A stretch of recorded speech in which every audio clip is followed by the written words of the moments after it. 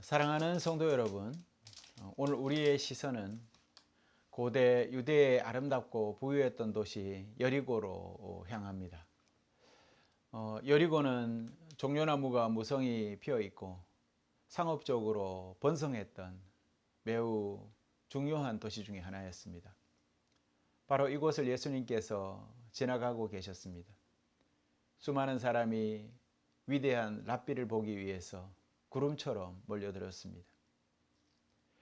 그 북적이는 인파 속에 모두가 알지만 아무도 가까이 하고 싶어 하지 않던 한 사람이 있었습니다. 그의 이름은 삭개오였습니다. 그는 평범한 세리가 아니었습니다. 그는 세리장이었고 부자였습니다. 여러분, 당시 세리장이라는 직함은 곧 민족의 배신자라는 그 말과 같은 말이었습니다. 그는 로마 제국의 권력을 등에 업고 동족의 피를 빨아서 자신의 부를 축적한 그러한 착취의 상징이었던 것이죠. 그의 창고는 금은보화로 가득했을지도 모르지만 그의 이름은 유대사회에서 가장 공적으로 죄인의 목록에 제일 위에 올려져 있었습니다. 이 삭개오의 마음속에 문득 간절한 갈망이 피어올랐습니다. 그는 소문으로만 듣던 예수라는 분이 대체 어떤 사람인지 보고 싶어졌습니다. 그러나 그에게는 두 가지 장애물이 있었습니다. 첫째는 그는 키가 매우 작았습니다. 육체적인 한계가 있었던 것이죠.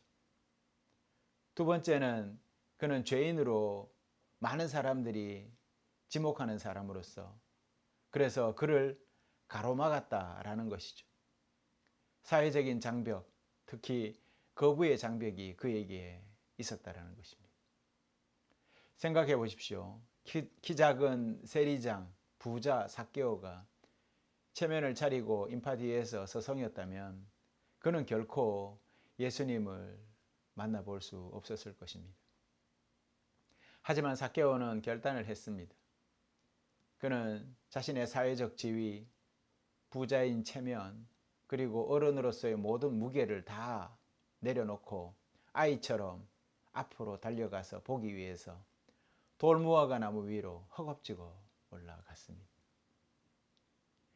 그가 얼마나 간절했는지, 그의 영혼이 얼마나 목말랐던 상태였는지 이 행동 하나로 우리는 충분히 알 수가 있습니다. 그리고 마침내 예수께서 그 나무 아래를 지나가셨습니다. 그때 놀라운 일이 일어납니다. 예수님께서는 위를 쳐다보시고 삭개오의 이름을 불렀습니다. 삭개오야, 마치 수많은 별 중에 딱 하나의 별을 찍어서 부르듯이 개인적으로 친밀한 부르심으로 그를 부르십니다. 그리고 선언하십니다. 속히 내려오라. 내가 오늘 내 집에 유하여야 하겠다. 유하여야 하겠다라는 이 말씀은 단순히 제안이 아니라 반드시 머물러야 하겠다라는 예수님의 강한 의지였던 것입니다. 곧 하나님의 신적인 필연성을 이 말 속에 담고 있다라고 할 수가 있습니다. 온 세상이 거부한 죄인 삭개오에게 예수님은 먼저 다가와서 구원을 선포하신 것입니다. 삭개오는 어땠을까요? 그는 급히 내려와서 즐거워하며 주님을 영접했습니다. 하지만 이 광경을 지켜보던 사람들의 반응은 싸늘했습니다. 그들은 수군거리며 말을 합니다. 저가 죄인의 집에 유하러 들어갔도다. 여리고의 가장 높은 곳, 돌무화과 나무 위에 매달려 있던 한 남자가 예수 그리스도의 가장 파격적이고 주도적인 부르심을 받고 땅으로 내려와 구원을 맞이하는 이 장면은 우리에게 무엇을 가르쳐 줍니까? 오늘 우리는 이 삭개오의 이야기를 통해서 우리의 모든 장애물을 넘어서 우리를 찾아오시는 주님의 그 사랑과 그 사랑 앞에서 일어나는 진정한 회개의 열매가 무엇인지 깊이 묵상하려고 합니다. 성도 여러분, 우리가 살아가는 시대는 보는 것이 너무나 많은 시대인 것 같습니다. 비주얼의 시대라고 하죠.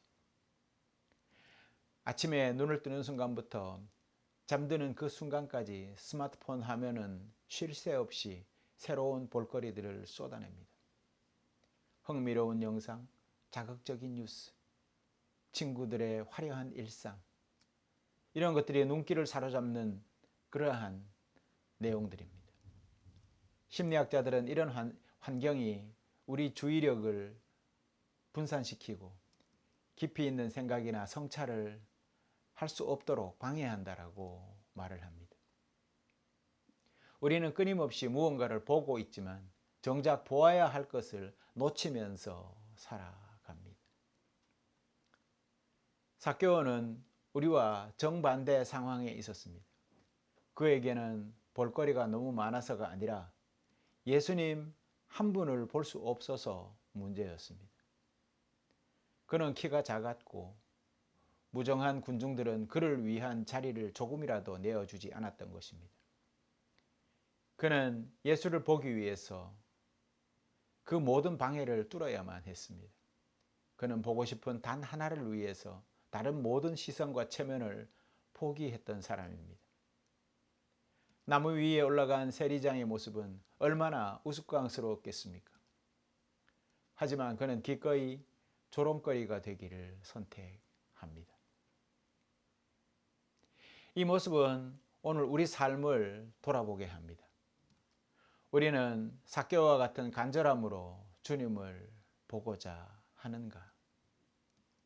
아니면 너무 많은 볼거리에 취해서 주님께서 내 앞을 지나가는 것조차도 알아채지 못하고 살아가는 것은 아닌가? 삭개오는 키 작은 한계를 탓하며 주저앉지 않고 나무 위로 올라갔습니다. 우리는 혹시 너무 바빠서, 상처가 많아서, 아는 것이 없어서 라는 이러한 핑계 뒤에 숨어서 주님을 만나기 위해서 최소한의 열심조차 내지 않고 있지는 않은지. 삭개오 이야기는 구원이 우리의 자격이 아닌 간절함에서 시작됨을 잘 보여줍니다. 삭개오 이야기는 잃어버린 자를 찾아오시는 복음의 진수를 아름답게 보여줍니다. 먼저 주님께서는 이 복음서를 통해서 우리에게 먼저 우리를 찾아오시는 주님을 말씀하십니다. 거대한 폭풍우가 몰아치던 밤에 한 척의 작은 어선이 바다 한가운데서 조난을 당했다고 합니다. 엔진은 꺼졌고 통신 장비도 먹통이 되었습니다. 선장은 절망 속에서 마지막 남은 희미한 비상용 조명탄 하나를 터뜨렸습니다. 이 광활한 어둠 속에서 누가 이 작은 빛 하나를 볼 수 있을까? 그러한 자포자기하는 마음으로 조명탄을 쏟습니다. 그 순간 칠흑 같은 하늘에서 거대한 탐조등이 배를 비추었습니다. 해안 경비대의 헬기였습니다. 선장이 구조된 후에 되물었습니다. 저의 이 희미한 조명탄을 어떻게 발견했습니까? 구제대원이 이렇게 답을 했습니다. 사실 우리는 당신의 조명탄을 보고 온 것이 아닙니다. 이미 1시간 전부터 레이더에서 당신 배의 신호가 사라진 것을 포착했지요. 그리고 우리는 당신의 이름과 예상 경로를 이미 알고 있었고 당신이 조명탄을 쏘기 훨씬 전부터 당신을 이미 찾고 있었습니다. 당신의 조명탄은 우리가 당신을 찾는 데 도움을 준 것이 아니라 우리가 당신을 찾았다는 것을 당신에게 확인시켜준 신호였던 것입니다. 성도 여러분, 삭개오가 나무 위에 올라간 것은 그가 할 수 있는 마지막 조명탄이었던 것이지요. 하지만 예수님은 그 조명탄을 보고 그를 찾으신 것이 아니라는 것입니다. 이미 삭개오의 이름을 알고 계셨고 그를 구원하시기 위해서 그곳으로 찾아오신 것이지요. 이처럼 우리가 주님을 찾기 전에 이미 주님께서 먼저 우리를 찾으시고 계시는 것입니다. 삭개오가 나무 위에 올라가 예수를 찾았지만 결정적인 순간은 예수님께서 그를 쳐다보시고 이름을 부르신 그때였던 것입니다. 예수님은 수많은 근육 속에서 아무도 주목하지 않던 나무 위 한 영혼을 정확히 알고 찾아오신 것입니다. 이것이 은혜 아니겠습니까? 우리는 모두 죄와 불의 속에서 길을 잃었던 사람들입니다. 하박국 선지자의 오늘 말씀처럼 우리의 힘으로는 해결할 수 없는 세상 강포와 구분 정의 앞에서 탄식할 뿐입니다. 라고 합니다. 그러나 바로 그 절망의 자리에서 주님께서 찾아오십니다. 그러니 성도 여러분, 이 시간 내가 주님을 잘 믿어보겠다고 애쓰던 나의 노력은 이제 모두 내려놓읍시다. 나를 향한 주님의 열심이 나의 노력보다 항상 앞서심을 믿읍시다. 이제 하나님 어디 계십니까? 라고 탄식하는 대신에 주님 이미 나를 찾고 계신 줄 믿습니다. 내 이름을 부르시는 주님의 그 음성에 제가 귀를 기울이겠습니다. 라고 고백하며 살기로 결단하는 우리 모두가 되어야 하겠습니다. 두 번째는 주님 만남은 반드시 삶의 변화로 이어지게 되는 것을 알 수가 있습니다. 어떤 사람의 마음이 마치 거대한 얼음 창고와 그 사람은 살아남기 위해서 좋다는 모든 것을 모조리 그 창고 안에 가둬두고 꽁꽁 얼려버렸다고 합니다. 그래서 그는 창고 안에 모아둔 재물, 명예, 시간, 그 어느 것도 남에게 내어주지 않았습니다. 그것들이 쌓일수록 얼음은 더욱 단단해졌고 그럴수록 그의 마음은 더 차가워지고 외로워져 갔습니다. 그는 자신이 모은 모든 것을 지키느라 정작 그것을 누리지는 못했던 것입니다.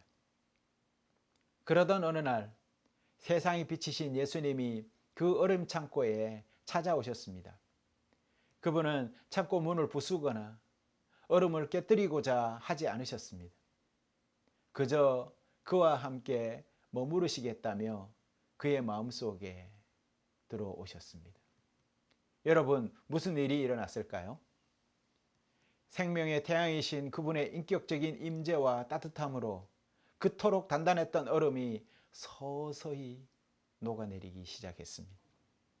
꽁꽁 얼어붙어 있던 재물이 녹아 흐르기 시작했고 차갑게 굳어있던 마음이 녹아 이웃을 향해 흘러가기 시작했던 것입니다. 그는 이제 더 이상 지키기 위해서 움켜쥐지 않았습니다. 녹아서 흘러넘치는 기쁨, 즉 나눔을 비로소 경험하게 된 것입니다.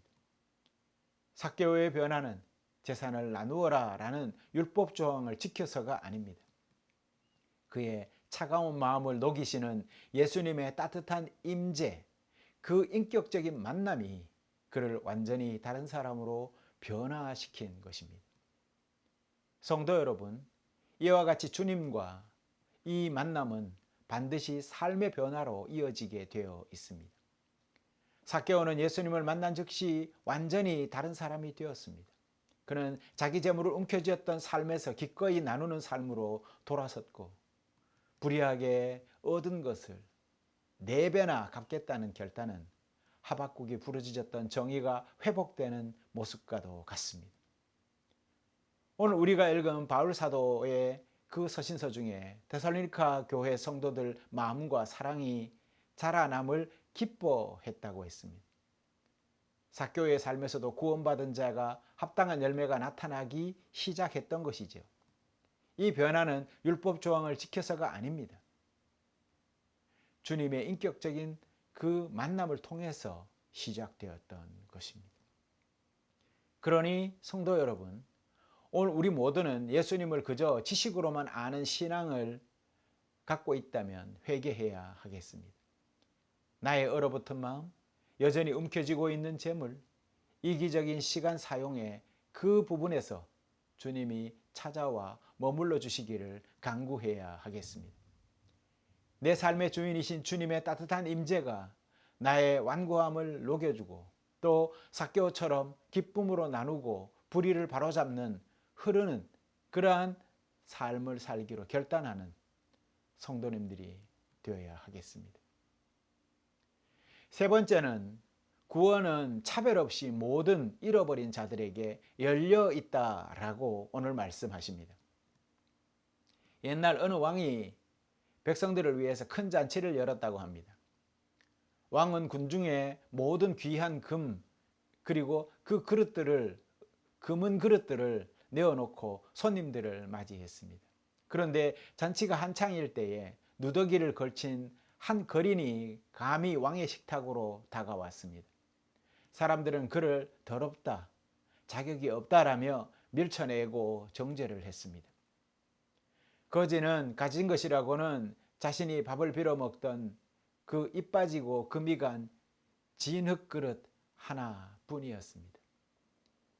그는 수치심에 고개를 들지 못했습니다. 그때 왕이 의자에서 내려와 그에게 다가왔습니다. 사람들은 왕이 그를 쫓아낼 것이라고 예상했지만 왕은 그 거린의 손에 들린 진흙 그릇, 그 그릇을 받아들고 자신의 금잔에 담겨있던 가장 좋은 포도주를 그 진흙 그릇에 가득 부어 주었습니다. 그리고 선포했습니다. 이 잔치에서 그릇의 재질은 중요하지 않다. 중요한 것은 그 그릇에 나의 포도주가 담겨 있다라는 것이다. 이 사람도 나의 소중한 백성이다. 오늘 무리들은 삭개오를 더러운 진흙그릇 취급했습니다. 죄인이라고 정죄했습니다. 하지만 예수님은 그를 아브라함의 자손이라고 부르셨고 구원이라는 가장 귀한 은혜로 포도주를 그의 삶에 가득 부어 주셨습니다. 세상의 기준은 우리를 정죄하지만 하나님의 기준은 오직 믿음으로 그분께 나아가는 것입니다. 성도 여러분, 구원은 이처럼 차별 없이 모든 잃어버린 자에게 열려 있습니다. 무리는 삭개오를 죄인이라고 정죄하며 그 경계 밖으로 밀어냈습니다. 그러나 예수께서는 그를 아브라함의 자손이라 부르시며 언약 안으로 다시 품어주셨습니다. 바울이 로마서에서 선포하듯 구원은 율법 행위가 아니라 오직 믿음으로 주어지며 유대인이나 이방인이나 아무 차별 없이 주어지는 것이다.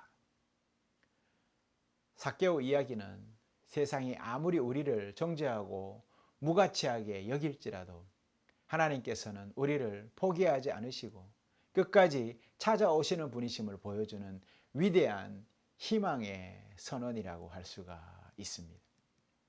그러니 성도 여러분, 우리 모두는 나는 다른 사람을 판단하던 나의 교만한 시선을 거두겠습니다. 동시에 나는 자격이 없습니다. 라고 스스로를 정죄하던 열등감도 모두 이제 내려놓아야 하겠습니다. 그리고 주님께 다시 고백합시다. 입 빠진 진흙그릇 같은 나를 친히 찾아오셔서 너는 내 사랑하는 아들이자 딸이다 라고 선포해 주신 주님의 음성을 믿고 따릅시다. 이제 그 사랑에 힘입어서 세상이 밀어내는 또 다른 삭개오에게 다가가서 차별 없는 주님의 식탁으로 초대하는 삶을 살기로 결단을 합시다. 성도 여러분, 이처럼 우리 안에는 예수님을 만나고 싶어하는 삭개오와 같은 갈망이 여전히 있습니다.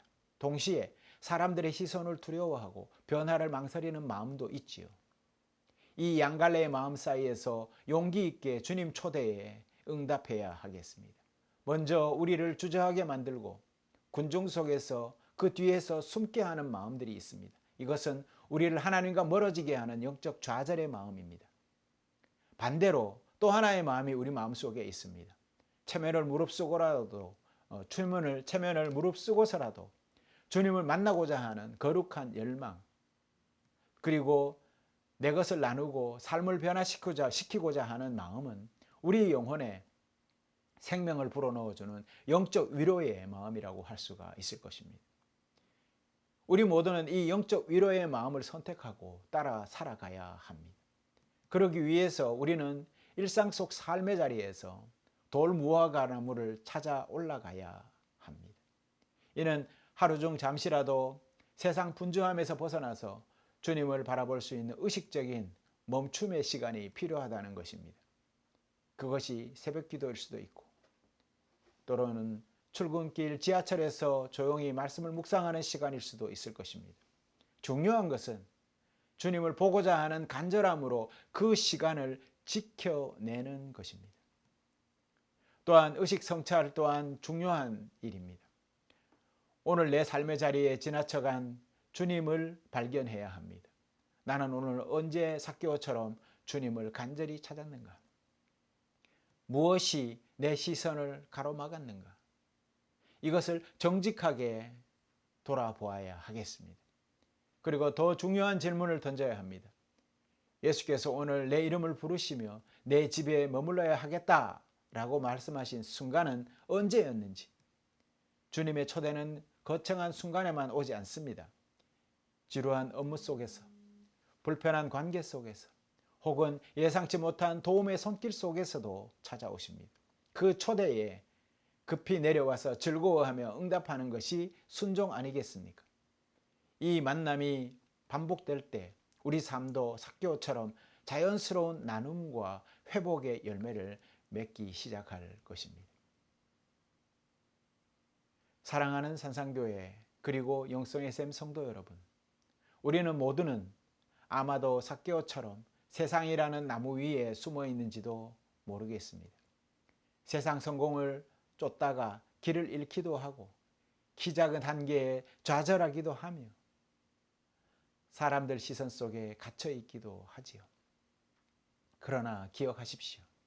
바로 그 나무 아래로 오늘 주님께서 찾아오십니다. 그리고 우리 이름을 정확히 부르시며 말씀하십니다. 속히 내려오라. 내가 오늘 내 집에 머물러야 하겠다. 이제 주저하지 말고 체면과 두려운 나무에서 속히 내려오라. 그리고 기쁨으로 우리 마음의 문을 활짝 열어 주님을 영접하는 모든 우리 성도님들이 다 되시기를 바랍니다. 주님 평화 기도하시겠습니다.